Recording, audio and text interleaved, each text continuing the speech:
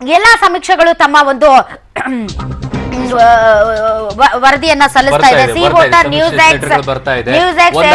ಒಂದು ಬರ್ತಾ ಇದೆ. ಆದ್ರೆ ಅಧಿಕಾರ ಸಮೀಪ ಬಂದಾಗ ಬಿಜೆಪಿ ಏನ್ ಮಾಡುತ್ತೆ ಅನ್ನೋದು ಕೂಡ ಇದೆ. ಆದ್ರೆ ಗೋವಾದಲ್ಲಿ ಅತಂತ್ರ ಸ್ಥಿತಿ ಈಗ ನಿರ್ಮಾಣ ಆಗ್ತಾ ಇದೆ ಅನ್ನೋ ಲೆಕ್ಕಾಚಾರ ಗೊತ್ತಾಗ್ತಾ ಇದೆ. ಈ ಸಮೀಕ್ಷೆಗಳ ಲೆಕ್ಕಾಚಾರದಲ್ಲಿ ಪಂಜಾಬ್ ಕಾಂಗ್ರೆಸ್ ಪಾಲಿಗೆ ಅಂತ ಹೇಳ್ತಾ ಇದ್ದಾರೆ. ಆದ್ರೆ ಇನ್ನೂ ಕೂಡ ಕ್ಲಿಯರ್ ಆಗಿರುವಂತಹ ಪಿಕ್ಚರ್ ಸಿಗಬೇಕು ಅಂದ್ರೆ ಮಾರ್ಚ್ 11ರವರೆಗೂ ಕಾಯಲೇಬೇಕಾಗುತ್ತೆ. ಆದ್ರೆ ಉತ್ತರಾಖಂಡ್ ಬಿಜೆಪಿ ತೆಕ್ಕೆಗೆ ಅಂತ ಹೇಳ್ತಾ ಇದ್ದಾರೆ. ಅಲ್ಲಿ ಕಾಂಗ್ರೆಸ್ ಒಂದಿಷ್ಟು ಟಫ್ ಕೊಡುತ್ತೆ ಅಂತ ಹೇಳ್ತಾ ಇದ್ರು, ಅದೆಲ್ಲವೂ ಕೂಡ ವರ್ಕೌಟ್ ಆಗ್ತಾ ಇಲ್ಲ. ಆದ್ರೆ ಮಣಿಪುರದಲ್ಲಿ ಬಿಜೆಪಿ ಅತಿ ದೊಡ್ಡ ಪಕ್ಷವಾಗಿ ಹೊರಹೊಮ್ಮುತ್ತೆ ಅಂತ ಹೇಳ್ತಾ ಇದ್ದಾರೆ. ಅದು ಒಂದು ರೀತಿಯಾಗಿ ಸರ್ಪ್ರೈಸ್ ಅಂತ ಹೇಳ್ಬೋದು. ಮಣಿಪುರದಲ್ಲಿ ಕಾಂಗ್ರೆಸ್ ಇಷ್ಟು ದಿನ ಚುಕ್ಕಾಣಿಯನ್ನ ಹಿಡ್ಕೊಂಡಿತ್ತು, ಆದ್ರೆ ಅಲ್ಲಿ ಬಿಜೆಪಿ ಅಧಿಕಾರಕ್ಕೆ ಬರುತ್ತೆ, ಅತಿ ದೊಡ್ಡ ಪಕ್ಷವಾಗಿ ಹೊರಹೊಮ್ಮುತ್ತೆ ಅನ್ನೋದಾದ್ರೆ ಇಟ್ಸ್ ಅ ಗುಡ್ ಸರ್ಪ್ರೈಸ್ ಅಂತ ಅನ್ಸುತ್ತೆ ಬಿಜೆಪಿ ಅವರಿಗೆ. ಆದ್ರೆ ಗೋವಾದಲ್ಲಿ ಅತಂತ್ರ ಸ್ಥಿತಿ ನಿರ್ಮಾಣ ಆಗೋಕೆ ಕಾರಣ ಆಪ್ ಪಾರ್ಟಿ ಬಂದು ಒಂದಿಷ್ಟು ವೋಟ್ ಬ್ಯಾಂಕ್ ಗಳನ್ನ ಒಡೆದು ಹಾಕುತ್ತೆ, ಜೊತೆಗೆ ಒಂದಿಷ್ಟು ಸೀಟ್ ಗಳನ್ನ ತನ್ನ ಪಾಲಿಗೆ ಹಾಕೊಳ್ಳುತ್ತೆ. ಹಾಗಾಗಿ ಗೋವಾದಲ್ಲಿ ಬಿಜೆಪಿಗೆ ಒಂದಿಷ್ಟು ಹಿನ್ನಡೆ ಆಗುತ್ತೆ. ಇನ್ನು ಉತ್ತರಾಖಂಡ್ ನಲ್ಲಿ ಬಿಜೆಪಿ ತೆಕ್ಕೆಗೆ ಅಂತ ಹೇಳ್ತಾ ಇದ್ದಾರೆ, ಗೊತ್ತಿಲ್ಲ. ಮಣಿಪುರದಲ್ಲಿ ಬಿಜೆಪಿ ಅತಿ ದೊಡ್ಡ ಪಕ್ಷವಾಗಿ ಹೊರಹೊಮ್ಮುತ್ತೆ, ಅದು ಕಾಂಗ್ರೆಸ್ಗೆ ಅಲ್ಲಿ ಮತ್ತೆ ಬಿಗ್ ಡ್ಯಾಮೇಜ್ ಅಂತ ಹೇಳ್ಬೋದು. ಒಂದಾದ ನಂತರ ಒಂದು ರಾಜ್ಯವನ್ನ ಕಾಂಗ್ರೆಸ್ ಕಳ್ಕೊಳ್ತಾ ಹೋಗ್ತಾ ಇದೆ. ಹಾಗಾಗಿ ಮಣಿಪುರವನ್ನು ಕೂಡ ಕಾಂಗ್ರೆಸ್ ಕಳ್ಕೊಂಡು ಬಿಡುತ್ತಾ ಗೊತ್ತಿಲ್ಲ. ಆದ್ರೆ ಸಮೀಕ್ಷೆಯ ಲೆಕ್ಕಾಚಾರದಲ್ಲಿ ನೋಡೋದಾದ್ರೆ ಮಣಿಪುರದಲ್ಲಿ ಕಾಂಗ್ರೆಸ್ ತನ್ನ ಸ್ಥಾನವನ್ನ ಕಳ್ಕೊಳ್ತಾ ಇದೆ, ಬಿಜೆಪಿಯಲ್ಲಿ ಹೊರಹೊಮ್ಮಿ ಬರುತ್ತಾ ಅಂತ ಹೇಳ್ತಾ ಇದ್ದಾರೆ. ಆದ್ರೆ Punjab it's a big damage for Akali Dal ಅಂತ ಹೇಳ್ಬೋದು. ತಾನು ಮಾಡಿರುವಂತಹ ತಪ್ಪಿಗೆ ತಾನೇ ಶಿಕ್ಷೆಯನ್ನ ಅನುಭವಿಸ್ಕೊಳ್ತಾ ಇದೆ, ಕಲ್ಲನ್ನ ತನ್ನ ಕಾಲ್ ಮೇಲೆ ತಾನೇ ಎತ್ತಿ ಹಾಕೊಳ್ತಾ ಇದೆ. ಆದ್ರೆ ಅಲ್ಲಿರುವಂತಹ ಮುಖ್ಯಮಂತ್ರಿಗಳ ವಿಚಾರದಲ್ಲಿ ನಾವು ಮಾತಾಡ್ತಾ ಇದ್ವಿ. ಒಳ್ಳೆಯ ಮುಖ್ಯಮಂತ್ರಿ ಆದ್ರೆ ನಡ್ಕೊಂಡಿರುವಂತಹ ರೀತಿಯಲ್ಲಿರುವಂತಹ ಆಡಳಿತದ ವೈಖರಿ ಇವೆಲ್ಲವೂ ಕೂಡ ಅಕಾಲಿ ದಳಕ್ಕೆ ಡ್ಯಾಮೇಜ್ ಆಯ್ತು. ಹಾಗಾಗಿ ಅಲ್ಲಿ ಕಾಂಗ್ರೆಸ್ಗೆ ಹೆಲ್ಪ್ ಆಗ್ತಾ ಇದೆ ಅಂತ ಹೇಳಿ. ಆದ್ರೆ ಬಿಗ್ ಟಫ್ ಇದೆ ಆಪ್ ಮತ್ತೆ ಕಾಂಗ್ರೆಸ್ ನಡುವೆ. ಇಬ್ಬರು ಕೂಡ 50-55 ಇರೋದ್ರಿಂದ ಯಾವ ರೀತಿಯಾಗಿ ಇರುತ್ತೆ ಅನ್ನೋದು ಗೊತ್ತಿಲ್ಲ. ಎಸ್ ಸರ್, ನಾನು ಅವಾಗ್ಲೇ ಮಾತಾಡ್ತಾ ಇದ್ದೆ, ಉತ್ತರ ಪ್ರದೇಶ ವಿಚಾರಕ್ಕೆ ನಾವು ಬರ್ತಾ ಇದ್ವಿ.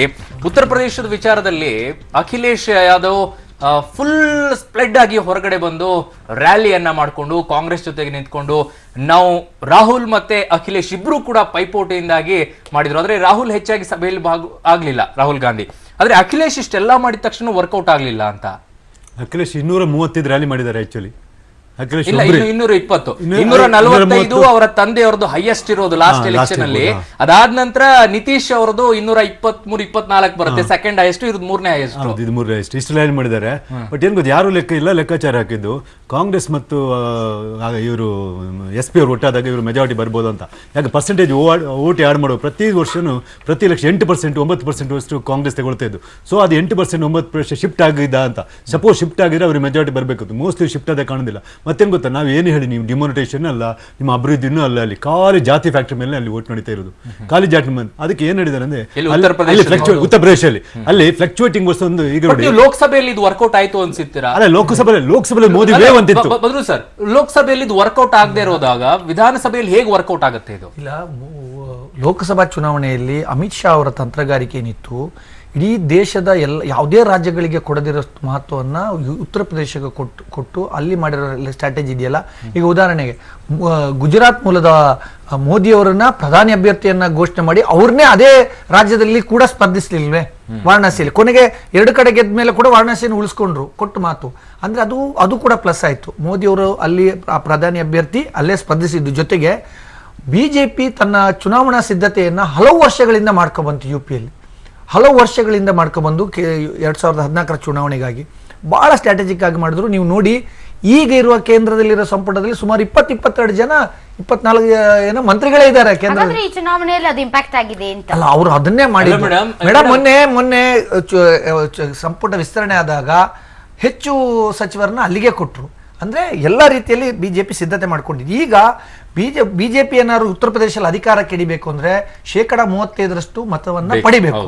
ಸೊ ಕಳೆದ ಬಾರಿ ಅವರು ತಗೊಂಡ್ಕೊಂಡಿದ್ದೆಷ್ಟು? ಕೇವಲ 15%. ಮೊನ್ನೆ ಅಂದ್ರೆ 2014ರ MP ಚುನಾವಣೆಯಲ್ಲಿ ಅದು 42 ಅಂದ್ರೆ 43% ಬಂತು. ಒಂದು 7% ಮತ ಹೋದ್ರೂ ಕೂಡ ಅವರಿಗೆ 35% ಮತ ಬಂದ್ರೆ ಅಧಿಕಾರಕ್ಕೆ ಬರ್ಬೋದು ಅನ್ನೋ ಲೆಕ್ಕಾಚಾರದಲ್ಲಿ ಬಿಜೆಪಿ ಇದೆ. ಸರ್, ಶೇಕಡ ಮತಗಳಿಗಿಂತ ಈಗ ಬರ್ತಾ ಇರುವಂತಹ NDTV ಒಂದು ಚುನಾವಣೋತ್ತರ ಸಮೀಕ್ಷೆ ಏನಿದೆ ಅದು ಬಿಜೆಪಿಗೆ 193 ಸ್ಥಾನಗಳನ್ನ ತೋರಿಸ್ತಾ ಇದೆ. SP ಮತ್ತು ಕಾಂಗ್ರೆಸ್ ಮೈತ್ರಿಗೆ 120, BSP 78, ಇತರೆ 12. ಅಂದರೆ ಈಗ ಅತಿ ದೊಡ್ಡ ಪಕ್ಷವಾಗಿ ಬಿಜೆಪಿ ಹೊರ ಹೊಮ್ಮುತ್ತೆ. ಎಲ್ಲಾ ಸರ್ವೆಗಳಲ್ಲೂ ಕೂಡ ಅದು ಹೊರಗಡೆ ಬರುತ್ತಾ ಇದೆ ಸಮೀಕ್ಷೆಯಲ್ಲೇ. ಹಾಗಾದ್ರೆ ಒಂದು ವೇಳೆ ಅತಂತ್ರ ವಿಧಾನಸಭೆ ನಿರ್ಮಾಣ ಆದ್ರೆ ಅತಿ ದೊಡ್ಡ ಪಕ್ಷವಾಗಿ ಬಿಜೆಪಿ ಅಧಿಕಾರದ ಗದ್ದುಗೆ ಏರಬೇಕಂದ್ರೆ ಅದಕ್ಕಿರುವಂತಹ ಚಾನ್ಸಸ್ ಏನು ಅಂತ ಅಲ್ಲಿ ಚಾನ್ಸಸ್ ಇದೆಯಾ ಅಂತ ಅಲ್ಲಿ ಹೇಗದು? ಸುಮಾರು 190, 185, 190 ಅಂತ ಯಾವುದೇ ಬಂದ್ರೆ 100ಕ್ಕೆ 100% ಬಿಜೆಪಿನೇ ಅಧಿಕಾರ ಇದೆ. ಖಂಡಿತ ಅಲ್ಲಿ ಪಕ್ಷಗಳು ಒಂದು ರೀತಿ ಕೇವಲ ಬಿಜೆಪಿ, ಕಾಂಗ್ರೆಸ್, SP, BSP ಅಂತ ಪಕ್ಷಗಳಿಲ್ಲ. ಅಲ್ಲಿ ಲೋಕದಳ ಪಕ್ಷ ಅಂತಿದೆ, ಒಂದು ಬೇರೆ ಬೇರೆ ಹೆಸರಿನಲ್ಲಿ ಅಲ್ಲಿ ಸ್ಥಳೀಯ ಪಕ್ಷಗಳೆಲ್ಲ ಇದಾವೆ. ಒಂದೆರಡು ಪಕ್ಷಗಳ ಜೊತೆಲಿ ಸಣ್ಣ ಪ್ರಮಾಣದಲ್ಲಿ ಅವರು ಅಲಯನ್ಸ್ ಕೂಡ ಮಾಡ್ಕೊಂಡಿದ್ದಾರೆ.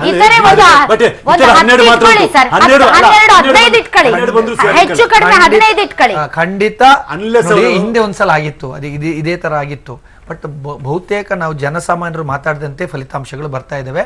ಇದು ನಿಜ ಅಂತ ಅನಿಸ್ತಾ ಇದೆ. ಯಾಕಂತ ಹೇಳಿದ್ರೆ ನೀವು ಬಹುತೇಕ ಅಲ್ಲಿರುವಂತ ಮಾತಾಡಿದಾಗ ಈ ಬಾರಿ ಉತ್ತರ ಪ್ರದೇಶದಲ್ಲಿ ಅತಂತ್ರ ಫಲಿತಾಂಶ ಬರುತ್ತೆ ಅನ್ನೋದು ಜಗಜ್ಜಾಹಿರು ಅನ್ನೋಂತರ ಮಾತಾಡಿದ್ದಾರೆ. ಅದನ್ನ ಮೀರಿ ಮಿರಾಕಲ್ ಆದ್ರೆ ಮಾತ್ರ ಯಾರಿಗೋ ಸ್ಪಷ್ಟ ಬಹುಮತ ಬರುವ ಲಕ್ಷಣಗಳು ಸದ್ಯಕ್ಕೆ ಸರ್ವೆಯಲ್ಲಿ ಕಾಣ್ತಾ ಇಲ್ಲ ಶಂಕರ್ ಶೆಟ್ರೆ. ಹೀಗಾಗಿ ಅಲ್ಲಿ ನಾವು ಅದರ್ಸ್ ನೆಚ್ಕೊಳ್ಳಲ್ಲ ಅಂದ್ರೂ ಕೂಡ ನಂಬರ್ಸ್ ಅಲ್ಲಿ ಕಡಿಮೆ ಇದೆ. 5 ಈ ಕಡೆ ಆ ಕಡೆ ವೇರಿ ಆದ್ರೂ 15 ಇಟ್ಕೊಳ್ಳಿ. ಇನ್ನು BSPಗೆ ಸಿಕ್ಕಾಪಟ್ಟಿ ಡಿಮ್ಯಾಂಡ್ ಕ್ರಿಯೇಟ್ ಆಗುತ್ತಾ ಅಂತ, ಕಿಂಗ್ ಮೇಕರ್ ಆಗ್ಬೋದಾ ಅಂತ, ಅಥವಾ ಇಟ್ಸ್ ಟೂ ಅರ್ಲಿ ಅಂತ ಹೇಳ್ತೀನಿ. ನಾನು ಹೇಳ್ತೇನೆ, ಕರ್ನಾಟಕದಲ್ಲಿ ಕುಮಾರಸ್ವಾಮಿ ಅವರು ಹೇಗಿದ್ದಾರಾ ಅದೇ ರೀತಿ ಉತ್ತರ ಪ್ರದೇಶದಲ್ಲಿ ಮಾಯಾವತಿ ಅವರು ಈಗ ಪ್ರೆಸೆಂಟ್ ಸ್ಟ್ಯಾಂಡ್ ಅಲ್ಲಿ. ಸಪೋಸ್ ಕರ್ನಾಟಕದಲ್ಲಿ ಯಾರಿಗೂ 100 ಸಂಖ್ಯೆ ದಾಟಿಲ್ಲದ್ರೆ, ಯಾರಿಗೂ ಗೌರ್ಮೆಂಟ್ ಮಾಡ್ಲಿಕ್ಕೆ ಆಗೋದಿಲ್ಲ 113 ಮಾಡಲಿಲ್ಲದ್ರೆ, ಆಯ್ತಲ್ಲ. ನೀವು ಯಾರಿಗೆ ಯಾಕೆ ಅನ್ಲೆಸ್ ಬೇರೆ ಅದರ್ಸ್ ಜಾಸ್ತಿ ಬರಬೇಕು, ಅದರ್ಸ್ ಜಾಸ್ತಿ 10 ಜಾಸ್ತಿ ಬರಲ್ಲ. ಸೊ ಅಥವಾ ಕುಮಾರಸ್ವಾಮಿ ಮೊರೆ ಹೋಗ್ಬೇಕು, ಕಾಂಗ್ರೆಸ್ನವರಾಗಲಿ BJP ಆಗಲಿ, ಇಲ್ಲಿ ಇಬ್ರು ಸೇರ್ಬೋದು. ಅದೇ ರೀತಿ ಇಲ್ಲಿನೂ ಕೂಡ ಫಸ್ಟ್ ಯಾರಿಗೂ ಆಗೋದು. ಸಪೋಸ್ 180 ನಿಂತು ಬಿಟ್ಟರೆ ಅಂತೇಳಿ BJP ಚಾನ್ಸ್ ಇಲ್ಲ. ಆಗ ಮಾಯಾವತಿಗೆ ಡಿಮಾಂಡ್ ಅಲ್ಲಿ ಜಾಸ್ತಿ ಆಗ್ತದೆ. ಈ ಅಖಿಲೇಶ್ನವರು ಬಂದು ಕಾಂಗ್ರೆಸ್ನವರು ಬಂದು ನಾವು ನಿಮ್ಗೆ ಸಪೋರ್ಟ್ ಮಾಡಿ ನೀವು CM ಆಗಿ ಅಂತ ಹೇಳಿದ್ರೆ ರೆಡಿ ಅಂತ ಒಪ್ಕೊಳ್ತಾರೆ. BJP ಸುಲಭದಲ್ಲಿ ಒಪ್ಲಿಕ್ಕಿಲ್ಲ. ಸೊ ನೀವು ಯಾರಾದ್ರೂ ಚೀಫ್ ಮಿನಿಸ್ಟರ್ ಇದ್ರಲ್ಲಿ ಯಾರಾಗ್ತಾರೆ ಅಂತ ಹೇಳಿದ್ರೆ ಅಖಿಲೇಶು ಆಗ್ಬೋದು. ಅವತ್ತ 2.5 year 2 months ಒಂದು ಅಗ್ರಿಮೆಂಟ್ ಬರ್ಬೋದು, ಆ ರೀತಿ ಆಗ್ಬೋದು ಇದು. ಸೊ ಅಥವಾ ಇಂಡಿಪೆಂಡೆಂಟ್ ಬಂದ್ರೆ BJP ಮಾತ್ರ ಮಾಡ್ಲಿಕ್ಕೆ ಚಾನ್ಸ್ ಇರೋದು. ಕೋಯಲೇಷನ್ ಆದ್ರೆ SP ಅಥವಾ BJP ಅವರು 2019 ಇದು ಮಹಾಗಠಬಂಧನ ಆಗಿಲ್ಲ, ಇದು ಎಲ್ಲೇ ಇದು ಮಿನಿ ಗಠಬಂಧನ. ಬಿಹಾರದಲ್ಲಿ ಮಹಾಗಠಬಂಧನ, ಯಾಕಂದ್ರೆ 3 ಪಾರ್ಟಿ ಇತ್ತು. ಇಲ್ಲಿ ಮಿನಿ ಗಠಬಂಧನ ಅಂತ ಹೇಳ್ತಾರೆ. ಇಲ್ಲಿ ಇಬ್ಬರೇ ಕಾಂಗ್ರೆಸ್ ಮತ್ತೆ ಇವರು. ಅಲ್ಲಿ ಯಾರು ನಿತೀಶ್ ಕುಮಾರ್ ಇದ್ರು. ಸೊ ಡ್ಯಾಮೇಜ್ ಆಯ್ತು ಅಂತ ಅನ್ಸುತ್ತಾ ಸರ್ ನಿಮ್ಗೆ? ಕಾಂಗ್ರೆಸ್ ಮೊದಲಿಂದ ಮೈನಾರಿಟೀಸ್ ಓಟ್ ಕೊಡದೆ ಮುಲಾಯಂ ಸಿಂಗ್ ಕೊಡ್ತಾರೆ. Mulayam Singh is strong supporter minorities ಪ್ರತಿ ಇದರಲ್ಲಿ ಸಹ ಕೂಡ ಅಂತೆಲ್ಲ. ಬಟ್ ಈ ಸಲ ಮೈನಾರಿಟೀಸ್ ವೋಟ್ ಮೋಸ್ಟ್ಲಿ ಡಿವೈಡ್ ಆಗಿದೆ. ಮೋಸ್ಟ್ಲಿ ಅವರು ಅಷ್ಟು ಕಮ್ಮಿ ಬರ್ಬೋದ್ರೆ minorities vote between SP and BSP divide ಆದ ಲಕ್ಷಣಗಳು ಯಾವಾಗ ಡಿವೈಡ್ ಆಗ್ತದೆ ಅದು BJPಗೆ ಅಡ್ವಾಂಟೇಜ್ ಆಗ್ತದೆ. ಸೊ ಆ ಲೆಕ್ಕಾಚಾರ ಈ ರೀತಿ ಇಲ್ಲದ್ರೆ SPಗೆ ಅಷ್ಟು ಬರುವ ಚಾನ್ಸೇ ಇಲ್ಲ.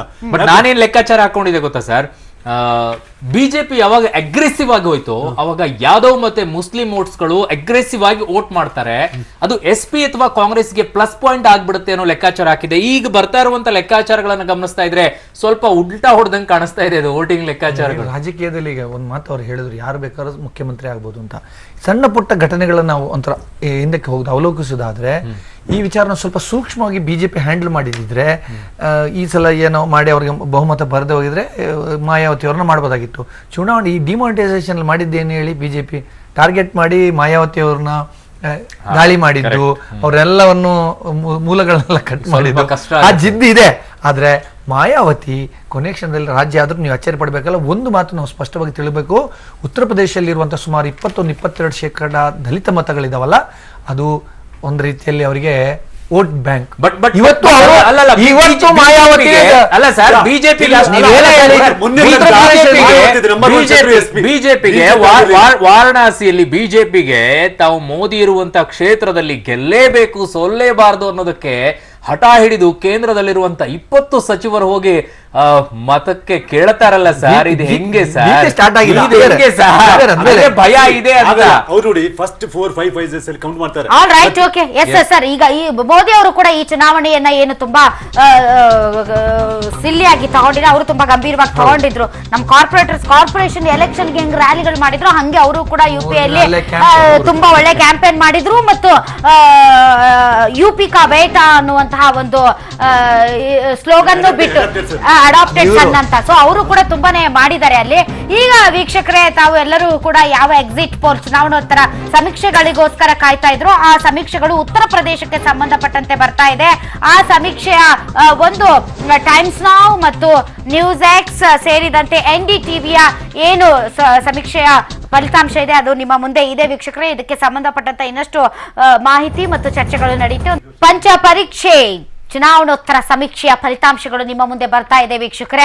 ಅದರಲ್ಲೂ ಕೂಡ ತುಂಬಾನೇ ಇಂಪಾರ್ಟೆಂಟ್ ಅಂತ ಪರಿಗಣಿಸಲ್ಪಡುವ ಉತ್ತರ ಪ್ರದೇಶ ಅಂದ್ರೆ ಅತಿ ಹೆಚ್ಚು ಲೋಕಸಭಾ ಕ್ಷೇತ್ರಗಳು, ವಿಧಾನಸಭಾ ಕ್ಷೇತ್ರಗಳನ್ನ ಹೊಂದಿರುವಂತಹ ರಾಜ್ಯ. ಹೀಗಾಗಿ ಈ ರಾಜ್ಯದ ಮೇಲೆ ತನ್ನ ಆಧಿಪತ್ಯ ಸ್ಥಾಪನೆ ಮಾಡೋದಕ್ಕೆ ಎಲ್ಲಾ ಪಕ್ಷಗಳು ಕೂಡ ತುದಿಗಾಲಲ್ಲಿ ನಿಂತಿರುತ್ತೆ. ಹೀಗಾಗಿ ಪ್ರಮುಖವಾಗಿ ಅಲ್ಲಿ 3 ಪಕ್ಷಗಳು, ಅದರಲ್ಲಿ ಕಾಂಗ್ರೆಸ್ ಮತ್ತು SPಯ ಒಂದು ಮಿನಿ ಮೈತ್ರಿ, ಮತ್ತೊಂದು ಕಡೆ ಮಾಯಾವತಿ ಅವರ BSP ಮತ್ತು BJP.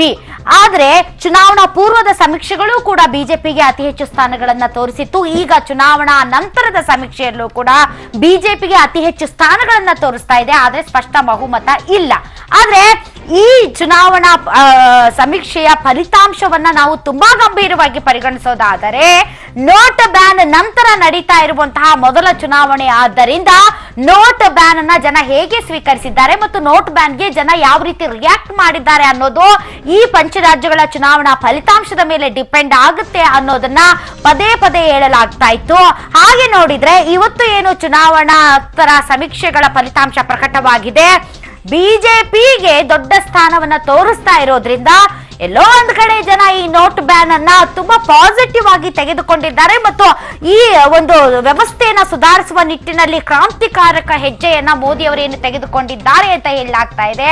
ಅದಕ್ಕೆ ಈ ದೇಶದ ನಾಗರಿಕರಾಗಿ ನಾವು ಸಪೋರ್ಟ್ ಮಾಡಿದ್ದೇವೆ ಅನ್ನುವಂತಹ ಸಂದೇಶ ರವಾನಿಸಿದ್ದಾರಾ ಅನ್ನುವಂತಹ ಪ್ರಶ್ನೆಗೆ ಈ ಚುನಾವಣೋತ್ತರ ಸಮೀಕ್ಷೆಯ ಫಲಿತಾಂಶ ಉತ್ತರ ಕೊಡ್ತಾ ಇದೆಯಾ? ಹಾಗೆ ನಾವು ಭಾವಿಸಬೇಕಾ? ಯಾಕಂದ್ರೆ ಚುನಾವಣೋತ್ತರ ಸಮೀಕ್ಷೆಗಳು ಫಲಿತಾಂಶಕ್ಕೆ ಹತ್ತಿರವಾಗಿರುತ್ತೆ ಅಂತ ಹೇಳಲಾಗ್ತಾ ಇದೆ. ಆದ್ದರಿಂದ ಈ ಚುನಾವಣೋತ್ತರ ಸಮೀಕ್ಷೆಯಲ್ಲಿ ಬಿಜೆಪಿ ಅತಿ ದೊಡ್ಡ ಪಕ್ಷವಾಗಿ ಉತ್ತರ ಪ್ರದೇಶದಲ್ಲಿ ಹೊರಹೊಮ್ಮುತ್ತೆ ಅಂತ ಹೇಳ್ತಾ ಇದ್ದಾರೆ. ಆದರೆ ಸ್ಪಷ್ಟ ಬಹುಮತವನ್ನ ಅಲ್ಲಿಯ ಜನ ಯಾವ ಪಕ್ಷಕ್ಕೂ ಕೊಟ್ಟಿಲ್ಲ. ಹೀಗಾಗಿ ಅಲ್ಲಿ ಯಾವ ರೀತಿಯ ಘಟಬಂಧನಗಳು ಚುನಾವಣೆ ನಂತರ ನಡೆಯುತ್ತೆ ಅನ್ನೋದು ತುಂಬಾನೇ ಕುತೂಹಲ ಕೆರಳಿಸಿದೆ. ಅದಕ್ಕೆ ಸಂಬಂಧಪಟ್ಟಂತೆ ನಾವು ಚರ್ಚೆಯನ್ನ ನಡೆಸ್ತಾ ಇದ್ದೀವಿ ಶಂಕರ್ ಶೆಟ್ರೆ. ಈಗ ಅಖಿಲೇಶ್ ಯಾದವ್ ಅವರು ಆ ರೀತಿ ಏನಾದ್ರೂ ಬಿಹಾರ್ ಟೈಪ್ ಅಲ್ಲಿ ದೊಡ್ಡ ಘಟಬಂಧನ ಮಾಡ್ಕೊಳ್ಳೋದಿದ್ರೆ BSPಯ ಮಾಯಾವತಿ ಅವ್ರ ಜೊತೆ ಮಾತಾಡಿ ಹೇಗೋ ಒಳಗೆ ಹೇಳ್ಕೊಳ್ತಾ ಇದ್ರು. ಬಟ್ ಅಲ್ಲಿ ತುಂಬಾನೇ SP ವರ್ಸಸ್ BSP ತುಂಬಾನೇ ಜಟಾಪಟಿ ಇದ್ದಂಗೆ ಕಾಣ್ತಾ ಇದೆ. ಈಗ ಬಿಜೆಪಿ ಅತಿ ದೊಡ್ಡ ಪಕ್ಷವಾಗಿ ಹೊಮ್ಮಿರೋದ್ರಿಂದ ಅಲ್ಲಿ ಇನ್ನೂ ಕೂಡ ಅವರು ಮುಖ್ಯಮಂತ್ರಿಯ ಅಭ್ಯರ್ಥಿ ಯಾರು ಅನ್ನೋದನ್ನ ಘೋಷಣೆ ಮಾಡದೇ ಇರೋದ್ರಿಂದ ಒಂದು ವೇಳೆ ಇದೇ ರಿಸಲ್ಟ್ ಏನಾದ್ರೂ ಫಲಿತಾಂಶವಾಗಿ ಬರೋದಾದ್ರೆ ಮಾಯಾವತಿ ಅವ್ರನ್ನ ನೀವು ಮುಖ್ಯಮಂತ್ರಿ ಕ್ಯಾಂಡಿಡೇಟ್ ಆಗ್ಬಿಡಿ ಬನ್ನಿ ಒಳಕ್ಕೆ ಅಂದ್ರೆ ಹೋಗ್ಬಿಡ್ತಾರ ಮಾಯಾವತಿ ಅವರು ಅಂತ. ಗ್ಯಾರಂಟಿ CM ಆಗೋದು ಮಾಯಾವತಿ ಅವರು. ಯಾವ ಕಡೆಯಿಂದ ಆದ್ರೂ ಆ ಕಡೆಯಿಂದ ಆದ್ರೂ ಈ ಕಡೆಯಿಂದ ಆದ್ರೂ ಇಬ್ಬರಿಗೂ ಅವ್ರ ಅಗತ್ಯ ಉಂಟು. SP ಕಾಂಗ್ರೆಸ್ನವರು SP ನೀವು ಮೈನಾರಿಟಿ ಸೋರ್ಸ್ ಜಾಸ್ತಿ ಡಿಪೆಂಡ್ ಆದವರು SP ಇವರೆಲ್ಲ, ಮಾಯಾವತಿ ಅಲ್ಲ, ಮೈನಾರಿಟಿ ಸೋರ್ಸ್ ಡಿಪೆಂಡ್ ಆದವರು. ಮತ್ತೆ ಅಲ್ಲಿ ಕಾಂಗ್ರೆಸ್ನವರು ಅವರೊಟ್ಟಿಗೆ ಇರೋದ್ರಿಂದ ಅವ್ರಿಗೆ ಈಗ ಬಿಜೆಪಿ ಒಟ್ಟಿಗೆ ಹೋಗ್ಲಿಕ್ಕೆ ಚಾನ್ಸಸ್ ಇಲ್ಲ. ಸೊ ಮಾಯಾವತಿಯೇ ಹೋಗ್ಬೇಕು ಯಾರಿಗೂ. ಸೊ ಮಾಯಾವತಿ ಏನಾದ್ರು ಯಾರು CM ಮಾಡ್ತಾರಪ್ಪ ಅವ್ರು ಬನ್ನಿ ನಂಗೆ ಸಪೋರ್ಟ್ ಮಾಡ್ಲಿಕ್ಕೆ ಬರ್ಲೇಬೇಕು. ಯಾರಾದ್ರೂ ಯಾರಿಗೂ ಮೆಜಾರಿಟಿ ಬರ್ಲೇಬೇಕು. ಇವ್ರು 180 BJP ಒಪ್ಕೊಳ್ಳಲ್ಲ ಅಂತ ಅಖಿಲೇಶ್ ಯಾಕೆ ಬಿಟ್ಕೊಡ್ತಾರೆ ಸರ್? ಅಖಿಲೇಶ್ ಯಾಕೆ ಬಿಟ್ಕೊಡ್ತಾರೆ? ಆಯ್ತು, ಆದ್ರೆ ಅಪೋಸಿಷನ್ ಕೂತ್ಕೊಳ್ಳೋದು ಬಿಟ್ಟು ಬಿಡ್ತಾರೆ. ಬಟ್ ಒಂದು ಹೇಳ್ತೇನೆ, ಮಾಯಾವತಿ ಅಷ್ಟೊಂದು ಹಠವಾದಿ ಯಾರಿಲ್ಲ. ಮಾಯಾವತಿ ಅಷ್ಟು ಅವ್ರು ಫ್ಲೆಕ್ಸಿಬಲ್ ಅಲ್ಲ. ಅವ್ರು ಒಂದೇ ನಂಗೆ ಗೊತ್ತು 93 ಅವರು ಅಧಿಕಾರಕ್ಕೆ ಮುಲಾಯಂ ಸಿಂಗ್ ಶರ್ತ್ ಆಗಿರಿ, ಇನ್ನು ಮೇಲೆ ನನ್ನ ಜೀವಮಾನದಲ್ಲಿ ಮುಲಾಯಂ ಸಿಂಗ್ ಒಟ್ಟಿಗೆ ಮೈತ್ರಿ ಮಾಡಲ್ಲ ಅಂತ ಅವರಿಗೆ ದ್ರೋಹ ಮಾಡಿದಕ್ಕೆ. ಸೊ ಈಗ ಮುಲಾಯಂ ಸಿಂಗ್ ಇಲ್ಲ. ಮುಲಾಯಂ ಸಿಂಗ್ ಅಖಾಡದಲ್ಲಿ ಈಗ ಪಾಪ 35 ವರ್ಷದಿಂದ ರಾಜ್ಯಕ್ಕೆ ಅಷ್ಟೊಂದು ಈ ಸಲ ಒಂದು ಮೂಲೆ ಗುಂಪಾಗ್ಬಿಟ್ಟಿದ್ದಾರೆ. ತಂದೆದೆಲ್ಲ ಕಹಿ ಘಟನೆಗಳನ್ನ ಮಗನ ಜೊತೆ ಹೋಗ್ಬಿಡ್ತಾರೆ ಅಂತ. ಯಾವ್ದಕ್ಕೆ ಅಲ್ಲ, ತಂದೆ ಯಾವ್ದು ಹೋಗ್ಬೋದು. ಈಗ ಕಾಂಗ್ರೆಸ್ ಒಟ್ಟಿಗೆ ಎಂದಾದ್ರೂ ಇದು ಮಾಡಿದ್ದಾರೆ ಮೈತ್ರಿ. ಈಗ ಮಗನೊಟ್ಟಿಗೆ ಹೋಗಿದಾರಲ್ಲ, ಹೋಗ್ಬಾರ್ದು ಅಂತಿರಲಿಲ್ಲ, ಹೋಗ್ಬೋದು, ಏನಿದ್ದಿಲ್ಲ. ಯಾಕಂದ್ರೆ ಅವ್ರು ಒಂದೇ ಒಂದು ಕಾರಣ ಕೊಡ್ತಾರಮ್ಮ, ಇದು ದೇಶ ಅಂತ ಇಷ್ಟೋ ವರ್ಷ ಅವ್ರು ಕೋಮುವಾದಿ, ಸೊ ಅವರೊಟ್ಟಿಗೆ ನಾವು ಹೋಗಲ್ಲ ಅಂತ ಇಬ್ರು ಹೇಳ್ಬಿಡ್ತಾರೆ. ಪ್ರತಿಯೊಂದಕ್ಕೂ ಆನ್ಸರ್ ರೂಟಲ್ಲಿ ಬೇರೆ ಪಾರ್ಟಿಗಳದ್ದು ಯಾವಾಗ ಬಿಜೆಪಿ ಸೇರ್ಲಿಕ್ಕೆ ಇಚ್ಛೆ ಇಲ್ವಾ ಆಗ ಏನ್ ಬಿಡ್ತಾರೆ, ಅವ್ರು ಕೋಮುವಾದಿ ಒಟ್ಟಿಗೆ ನಾವು ಹೋಗ್ಲಿತಾ ಇರಲಿಲ್ಲ, ನಮ್ದು ಸೆಕ್ಯುಲರ್, ಅವ್ರು ನಾನ್ ಸೆಕ್ಯುಲರ್, ನಾವು ಹೋಗಲ್ಲ ಅಂತ ಹೇಳ್ಬಿಡ್ತಾರೆ. ಇದು ಎಲ್ಲ ರಾಜಕೀಯ ನಿರ್ಧಾರ ನೋಡಿದೆ ಅಷ್ಟೇ. ಪ್ರತಿ ಸಲ ದೇವೇಗೌಡರು ಹಾಗೆ ಹೇಳಿದ್ರು, ನಮ್ಮಲ್ಲಿ ಒಂದ್ಸಲ 2004 ಅಲ್ಲಿ ಮೆಜಾರಿಟಿ ಯಾವ ಬರ್ಲಿಲ್ಲ, ಆಗ ಹೇಳಿದ್ರು ಮಗನೇ ಕಡೆ ಕೋಮುವಾದಿ ಪಕ್ಷ ಕಡೆ ಹೋಗ್ಬಿಟ್ರು. ಯಾಕೆ ಚೀಫ್ ಮಿನಿಸ್ಟರ್ ಆಫರ್ ಬಂತಲ್ಲಿ ಮಾಡ್ಲೇಬೇಕು. ಇದ್ರಲ್ಲಿ ಯಾರಿಗೆ ಹಂಗ್ ಲೆಕ್ಕಾಚಾರ, ಸಾರಿ ನಾನು ಇಂಟರಪ್ಟ್ ಮಾಡ್ತಾ ಇದ್ದೀನಿ. ರಾಮ್ ಮನೋಹರ್ ಲೋಧಿ ಅವರು ಆ ಸಂದರ್ಭದಲ್ಲಿ ಹೇಳಿದ್ದು ಕುಟುಂಬ ರಾಜಕೀಯ ಬೇಡ ಅಂತ ಹೇಳಿ ವಿರೋಧ ಮಾಡಿದವರು. ಆ ಸಂದರ್ಭದಲ್ಲೇನೆ ಯಾದವ್ ಅವರು ಬಂದ್ಬಿಟ್ಟು ಚುನಾವಣೆಗೆ ನಿಂತ್ಕೊಂಡಿದ್ರು 67ರಲ್ಲೇನೆ. ಅವಾಗ ಬಂದಾಗ ಅವರು ಕೂಡ ಕಾಂಗ್ರೆಸ್ ಅನ್ನೇ ವಿರೋಧ ಮಾಡಿದ್ರು, ಕುಟುಂಬ ರಾಜಕೀಯ ಬೇಡ ಅಂತ ಹೇಳಿ. ಈಗ ಇವ್ರು ಏನ್ ಮಾಡ್ತಾ ಇದಾರೆ ಹಂಗಂತೇಳಿ ಯಾವ ಸಿದ್ಧಾಂತಗಳ ಮೇಲೆ ಹೋಗಕ್ ಆಗಲ್ಲ. ಸಿದ್ಧದಲ್ಲ, ಇಮಿಡಿಯೇಟ್ ಬೆನಿಫಿಟ್ ನೋಡ್ತಾ ಹೋಗ್ತಾರೆ. ಈಗ ರಾಜಕೀಯ ನಮ್ ಲಾಂಗ್ ಟರ್ಮ್ ಬೆನಿಫಿಟ್ ನೋಡ್ಕೊಂಡು ಲೆಕ್ಕ ಹೆಂಗ್ ಹಾಕೊಳಕ್ ಆಗತ್ತೆ? ರಾಮನೊಟ್ಟಿಗೆ ಪಕ್ಕವಾದಿ ಆಗದ ನಿತೀಶ್ ಕುಮಾರ್ ಇದಾರಲ್ಲ, ಅವರು ಕಾಂಗ್ರೆಸ್ ಈಗ ಕಾಂಗ್ರೆಸ್ ಭಾರಿ ವಿರೋಧಿ ಆಗಿದ್ರು ರಾಮನೋಲಿ, ಕಾಂಗ್ರೆಸ್ ಇದು ಕಾಂಗ್ರೆಸ್. ಅದೇ ನಿತೀಶ್ ಕುಮಾರ್ ಒಟ್ಟು ಕಾಂಗ್ರೆಸ್ ಒಟ್ಟಿಗೆ ಸೇರ್ಲಿಲ್ವಾ?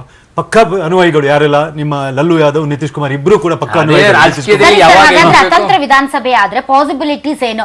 ಬಿಎಸ್ಪಿ ಪ್ಲಸ್ ಕಾಂಗ್ರೆಸ್ ಬಿಜೆಪಿ ಜೊತೆ ಹೋಗೋದಿಲ್ಲ, ಬಿಕಾಸ್ ಅಲ್ಲಿ ಕಾಂಗ್ರೆಸ್ ಇದೆ. ಕಾಂಗ್ರೆಸ್ ಯಾವುದೇ ಕಾರಣಕ್ಕೂ ಕೂಡ ಅದನ್ನ ಒಪ್ಕೊಳ್ಳೋದಕ್ಕೆ ಸಾಧ್ಯ ಇಲ್ಲ, ಅದು ರೂಲ್ಡ್ ಔಟ್, ಅದು ಮುಗಿದೋಯ್ತು. ಈಗ ಉಳಿದಿರೋದು ಈಗ BSP SP plus Congress plus BSP or BJP plus BSP ಮತ್ತೆ ಆದರ್ಶ. ಸೊ ಈ ಯಾವ ಪಾಸಿಬಿಲಿಟೀಸ್ ತುಂಬಾ ಹೆಚ್ಚಿಗೆ ಕಂಡು ಬರ್ತಾ ಇದೆ ತಮಗೆ ಅಂತ ನನಗೆ 250. ಯಾಕಂದ್ರೆ ಈ ರಾಜಕೀಯದಲ್ಲಿ ಯಾರಿಗೆ ನೀವು ಫಸ್ಟ್ ಆಫರ್, ಮಾಯಾವತಿಗೆ ಯಾರು ಚೀಫ್ ಮಿನಿಸ್ಟರ್ ಆಫರ್ ಮಾಡ್ತಾರೆ ಅವ್ರ ಜೊತೆ ಹೋಗ್ತಾರೆ. ಅವ್ರ ಜೊತೆ 5 ವರ್ಷ ರೂಲಿಂಗ್ ಸಿಗುವಾಗ ಯಾಕೆ ಬಿಡ್ತಾರೆ? ತತ್ವ ಸಿದ್ಧಾಂತಗಳು ಯಾವ್ದು ಬೇಡ. ಅಷ್ಟು ದೊಡ್ಡ ಸ್ಟೇಟ್ ಅಲ್ಲಿ ಪಾಪ್ಯುಲೇಷನ್ ಬಗ್ಗೆ ಜನಸಂಖ್ಯೆಯಲ್ಲಿ ಅದು ರಾಷ್ಟ್ರವಾದ ಜಗತ್ತಿನ 5ನೇ ದೊಡ್ಡ ರಾಷ್ಟ್ರ ಆಗ್ತಿದೆ. ಅಷ್ಟು ದೊಡ್ಡ ಪಾಪ್ಯುಲೇಷನ್ ಅಲ್ಲಿ ನಮ್ದು ಚೈನಾ, ಇಂಡಿಯಾ, ಅಮೆರಿಕ ಮತ್ತು ಬ್ರೆಜಿಲ್ ಬಿಟ್ರೆ ಜನಸಂಖ್ಯೆಯಲ್ಲಿ ಅಂದ್ರೆ 5ನೇ ಬಿಗ್ಗೆಸ್ಟ್ ಕಂಟ್ರಿ ಆಗ್ತಿತ್ತು. ನಾವೀಗ ನಮ್ಮ ಪಾಕಿಸ್ತಾನ ಹತ್ತಿರ ಕಂಟ್ರಿ ತುಂಬಾ ಕಿರುಕುಳ ಅಂತ. Pakistan population less than UP's population. ಅಷ್ಟು ಇಂಪಾರ್ಟೆಂಟ್ ಅದು ಆಕ್ಚುಲಿ ಯುಪಿ. ಈಗ 80 ಸೀಟಲ್ಲಿ ಲೆಕ್ಕ ಕಾಳಿ, ಅದು ರಾಷ್ಟ್ರ ಅಂತ ಕನ್ಸಿಡರ್ 5ನೇ ದೊಡ್ಡ ರಾಷ್ಟ್ರ ಆಗ್ತದೆ. ಸಪೋಸ್ ಮ್ಯಾಪ್ ಅಲ್ಲಿ ಇಂಡಿಯಾ ಹೊರಗೆ ಇದನ್ನ ಮಾಡಿದ್ರಿ. All right, yes party wise NDTV ಅವರು ತೋರಿಸ್ತಾ ಇದ್ದಾರೆ. ಉತ್ತರ ಪ್ರದೇಶದಲ್ಲಿ ಬಿಎಸ್ಪಿ 78 ಸ್ಥಾನಗಳು, ಇನ್ನು ಅದರ್ಸ್ 12. ಪಕ್ಕ ಫಿಗರ್ಸ್ ಇವು, ಯಾಕಂದ್ರೆ 5-10 ಹೆಚ್ಚು ಕಡಿಮೆ ತೋರಿಸ್ತಾರೆ ಎಲ್ಲರೂ. ಇವರು ಪಕ್ಕ ತೋರಿಸ್ತಾ ಇದ್ದಾರೆ. ಬಿಜೆಪಿಗೆ 193, ಎಸ್ಪಿ ಪ್ಲಸ್ ಕಾಂಗ್ರೆಸ್ 120, ಬಿಎಸ್ಪಿ 78 ಮತ್ತು ಇತರೆ 12. ಅಂದ್ರೆ ಉತ್ತರ ಪ್ರದೇಶದಲ್ಲಿ ಅತಂತ್ರ ವಿಧಾನಸಭೆ ಏರ್ಪಡುವಂತಹ ಲಕ್ಷಣಗಳನ್ನ NDTV ತೋರಿಸ್ತಾ ಇದೆ. ಆದ್ರೆ ಇದೇ ರಿಸಲ್ಟ್ ಆಗಿ ಪರಿವರ್ತನೆ ಆಗಬಹುದಾ ಅನ್ನೋದಕ್ಕೆ ನಾವು ಇನ್ನು 2 ದಿನ ಕಾಯ್ಬೇಕು ಅಂತ ಅನ್ಸುತ್ತೆ. ಆದ್ರೆ ಹಾಗೆ ನೋಡಿದ್ರೆ ಬಿಎಸ್ಪಿಗೆ ಇದು ತುಂಬಾ, ಎಸ್ಪಿಗೆ ಇದು ತುಂಬಾನೇ ದೊಡ್ಡ ಹೊಡೆತ. ಇಲ್ಲಿ ಕಾಂಗ್ರೆಸ್ ಜೊತೆ ಮೈತ್ರಿ ಮಾಡ್ಕೊಂಡ್ರು ಕೂಡ ಕೇವಲ 120 ಸ್ಥಾನಗಳು. ಹಾಗೆ ನೋಡಿದ್ರೆ ಕಳೆದ ಬಾರಿಯ 224 ಸ್ಥಾನಗಳಲ್ಲಿ ಇದು ತುಂಬಾನೇ ಡೌನ್ ಫಾಲ್. ಹಾಗಾಗಿ ಇವು ಹಂಗೆ ಬಿಜೆಪಿ ಕಡೆಗೆ ವಾಲ್ದಂತೆ ಕಾಣ್ತಾ ಇದೆ.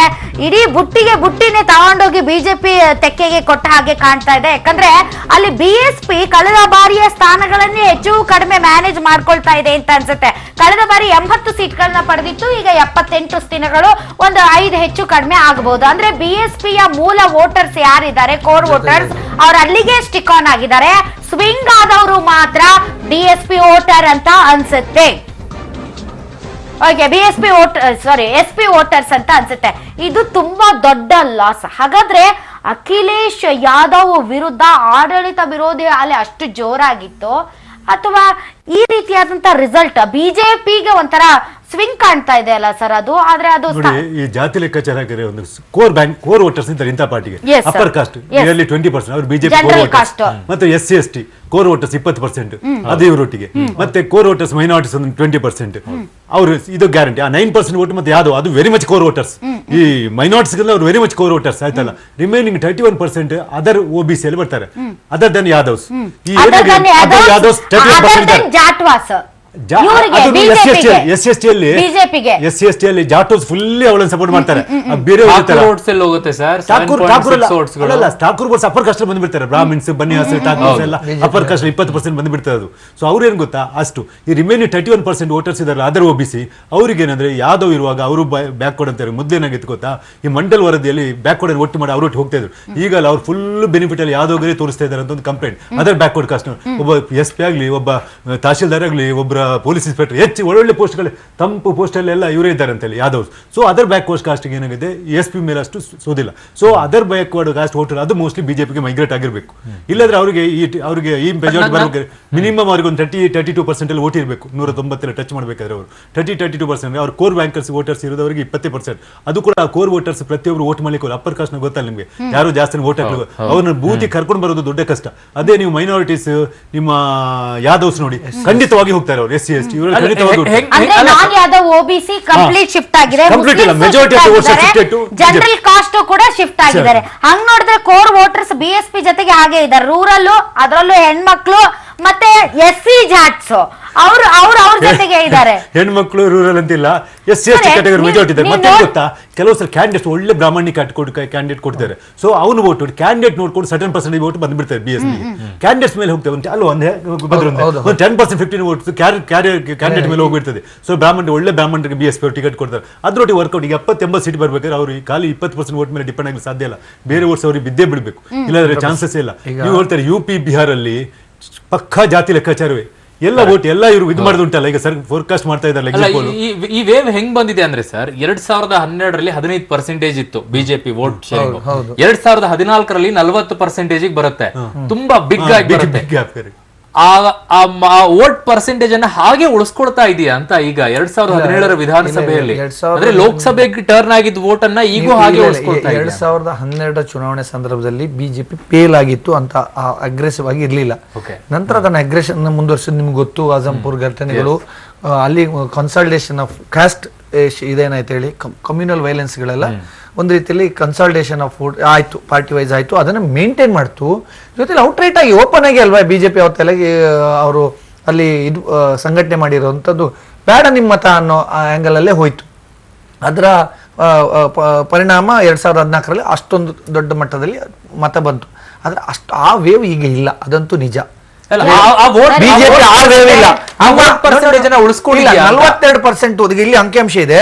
ಕಳೆದ ಬಾರಿ ಏನು 42% ವೋಟ್ ಏನಾರು ಅವ್ರು ಇದ್ರಲ್ಲ, ಅದರ ಪ್ರಕಾರ ಆದ್ರೆ ಈ ಸಲ 318 ಸೀಟ್ಗಳು ಗೆಲ್ಬೇಕು ಬಿಜೆಪಿ. ಮೋದಿ ಅಷ್ಟೇ, 2000 ಪರ್ಸೆಂಟೇಜ್ ಏನೇ ಇರ್ಲಿ, ಬಟ್ ಇಟ್ಸ್ ಮೋದಿ. ಕಳೆದ ಬಾರಿ ಲೋಕಸಭೆ ಈ ಬಾರಿ ಯಾರವರು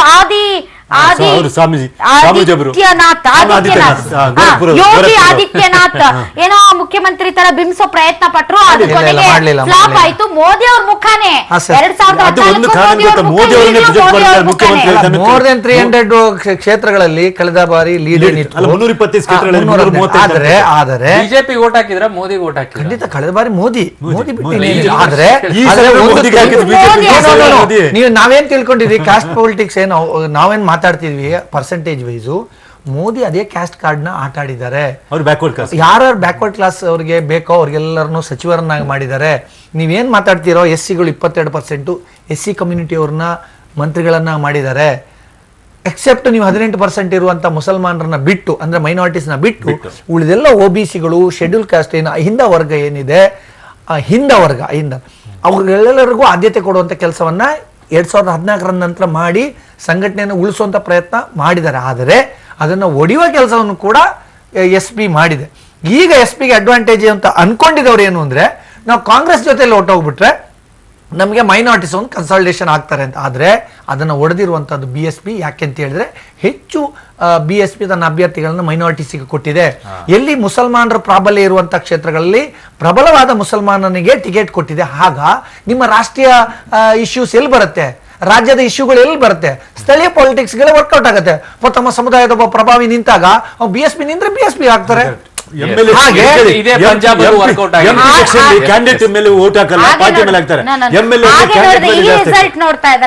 ನೋಡ್ತಾ ಇದ್ರೆ ಲೋಕಲ್ ಇಶ್ಯೂಸ್ ಮೇಲೆ ಜನ ವೋಟ್ ಹಾಕಿದ್ದಾರೆ ಅಂತ ಅನಿಸ್ತಾ ಇಲ್ಲ. ಒಂದು ಕಡೆ ವಿಶ್ವವ್ಯಾಪಿ ಇವತ್ತು ಅಂತಾರಾಷ್ಟ್ರೀಯ ಮಹಿಳಾ ದಿನವನ್ನು ಆಚರಣೆ ಮಾಡ್ತಾ ಇದ್ರೆ ಭಾರತದಲ್ಲಿ, ಅದರಲ್ಲೂ ಹೆಚ್ಚಾಗಿ ಇವತ್ತು ಭಾರತದಲ್ಲಿ ನಡೀತು, ಅದರ ನಿನ್ನೆ ಕರ್ನಾಟಕದಲ್ಲಿ ಪ್ರಾರಂಭ ಆಗಿರೋದು. ಒಂದು ಹೆಣ್ಣು ಮಗಳು ತನಗಿರುವಂತಹ ಒಂದು ಅದ್ಭುತ ಕಲೆಯನ್ನ ಪ್ರಚುರಪಡಿಸುವುದಕ್ಕೆ ಅವಕಾಶ ಕೊಡುತ್ತಿರುವಂತಹ ಮತಾಂಧರು. ಬರ್ತಿರುವಂತಹ ಮಗದೊಂದು ಬ್ರೇಕಿಂಗ್ ನ್ಯೂಸ್. ಹಿಂದೂ ದೇವರ ಹಾಡು ಹಾಡಿ ಸೈ ಎನಿಸಿಕೊಂಡಿದ್ದಂತಹ ಮುಸ್ಲಿಂ ಯುವತಿ ಸುಹಾನಾ ಸೈಯದ್. ಹಿಂದೂ ದೇವರ ಹಾಡು ಹಾಡಿದ್ದಕ್ಕೆ ಸುಹಾನಾ ಸೈಯದ್ಗೆ ಸಾಮಾಜಿಕ ಜಾಲತಾಣದಲ್ಲಿ ಬೆದರಿಕೆ ಕೂಡ ಹಾಕಲಾಗ್ತಾ ಇದೆ. ಮೂಲಭೂತವಾದಿಗಳ ವರ್ತನೆಗೆ ಬಿಜೆಪಿಯ ಸಂಸದ ಪ್ರತಾಪ್ ಸಿಂಹ ಖಂಡನೆ ವ್ಯಕ್ತಪಡಿಸಿದ್ದಾರೆ. ಇದೀಗ ಬರ್ತಾ ಇದೆ ಬ್ರೇಕಿಂಗ್ ನ್ಯೂಸ್.